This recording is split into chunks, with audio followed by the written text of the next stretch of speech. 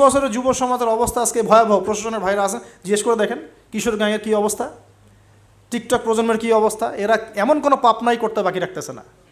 এরা কিশোরদের অবস্থা, আমাদের বাচ্চাদের অবস্থা দেখেন, স্কুল কলেজে তারা পড়ছে, ছোটো ছোটো বাচ্চারা সব তো ডিভাইস এডিক্টেড, ডিভাইস, সারাদিন ডিভাইস নেই। ওর তো মাথার মধ্যে, ওর মাথার যে মানে এনার্জিটা, যে সেলগুলো ডেভেলপই হতে দেয়নি আমরা। ও যে পরিবারে বড় হচ্ছে, পরিবারের স্বামী স্ত্রীর মধ্যে সুসম্পর্ক নাই, হৃদ্যতাপূর্ণ কোনো পরিবেশ সে দেখছে না। হ্যাঁ, ওর খাওয়ার ঠিক নাই, ও মানে শারীরিক কসরত নাই। হ্যাঁ, খালি একটা সার্টিফিকেটকে আমরা সব মনে করছি।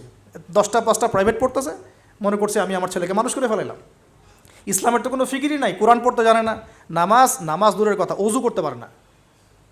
আমি হার্ডলাইনের কথা বলছি, নামাজ দূরের কথা, অজুই করতে পারে না। ঠিকমতো অজু করতে হয় কীভাবে জিজ্ঞাসা করেন, অজুর ফরজ করে জিজ্ঞাসা করেন, ওকে বলতে পারে কিনা। এই বয়সের মেয়েদের অবস্থা দেখেন, এই বয়সের মেয়েগুলো যারা ঘুরে বেড়ায় তারা মনে করে ওয়ার্ল্ডে